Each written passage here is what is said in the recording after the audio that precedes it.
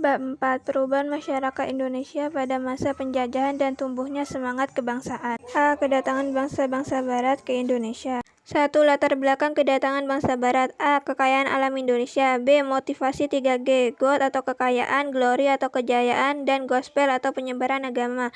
C. Berkembangnya revolusi industri di Eropa. 2. Kedatangan bangsa-bangsa Barat ke Indonesia. Kedatangan bangsa Eropa ke Indonesia tidak dapat dilepaskan dengan A. Berkembangnya teori heliosentris.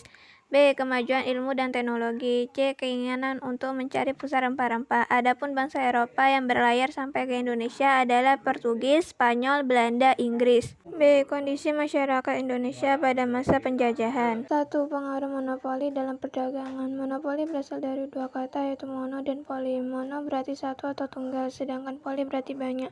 Sehingga monopoli berarti satu untuk banyak. Dalam konteks perdagangan, monopoli berarti situasi yang pengadaan barang dagangannya tentu dikuasai oleh satu orang atau satu kelompok.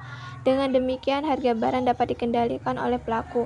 Contoh pelaku monopoli perdagangan adalah VOC atau Persekutuan Pedagang Belanda dan EIC atau Persekutuan Pedagang Inggris. 2. Pengaruh kebijakan kerja paksa. Mendengar istilah kerja paksa, kita pasti membayangkan suatu pekerjaan yang dilakukan dengan pemaksaan oleh pihak tertentu. Dalam hal ini pasti ada majikan yang memaksakan kehendak dan ada pula pekerja yang bekerja secara terpaksa.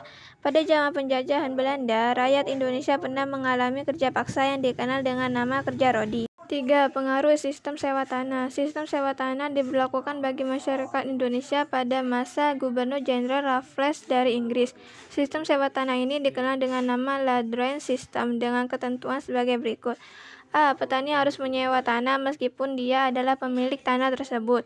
B. Harga sewa tanah bergantung kepada kondisi tanah. C. Pembayaran sewa tanah dilakukan dengan uang tunai. D. Bagi yang tidak memiliki tanah dikenakan pajak kepala. 4. Pengaruh sistem tanam paksa. Sistem tanam paksa dikenal dengan istilah kultur stelsel. Pemerintahan Hindia Belanda memaksa rakyat Indonesia untuk menanam jenis tanaman rempah-rempah. Kebijakan ini diberlakukan di Indonesia pada masa pemerintahan Gubernur Jenderal Johannes van den Bosch. 5. Perlawanan terhadap kolonialisme dan imperialisme. Kedatangan bangsa Eropa ke Indonesia ternyata mengakibatkan penderitaan bagi masyarakat.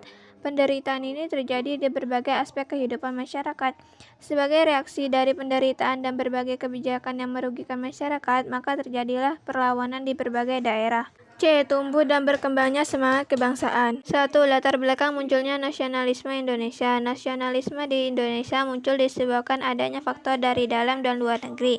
Faktor dalam negeri misalnya penderitaan rakyat, rasa senasib dan sepenanggungan, dan kegagalan perjuangan kedaerahan. Sedangkan faktor dari luar negeri misalnya munculnya paham pan-islamisme, nasionalisme, sosialisme, liberalisme, dan demokrasi. 2. Organisasi Pergerakan Nasional Indonesia. Kebangkitan nasional adalah masa lahirnya kesadaran bangsa Indonesia untuk berjuang secara bersama-sama. Kebangkitan nasional diawali dengan berdirinya organisasi modern Budi Utomo, kemudian berdiri pula Sarekat Islam, Sarekat Dagang Islam, Indische Partis, Perhimpunan Indonesia, dan sebagainya. 3. Pergerakan nasional pada masa pendudukan Jepang. Perang Dunia II di Asia berdampak pada berakhirnya penjajahan Belanda di Indonesia. Namun bukan berarti bangsa Indonesia terbebas dari penjajahan, karena bangsa Indonesia dijajah oleh Jepang. Pada zaman Jepang, bangsa Indonesia tetap menderita, apalagi Jepang menerapkan kerja paksa yang dikenal dengan nama Romusha. Namun pada saat Jepang mulai terdesak oleh sekutu dalam Perang Dunia II, sikap Jepang mulai melunak. 4. Perubahan masyarakat Indonesia pada masa penjajahan. Terjadinya kolonialisme dan imperialisme di Indonesia menyebabkan berbagai perubahan masyarakat Indonesia, baik aspek geografis, ekonomi, budaya, pendidikan, maupun politik.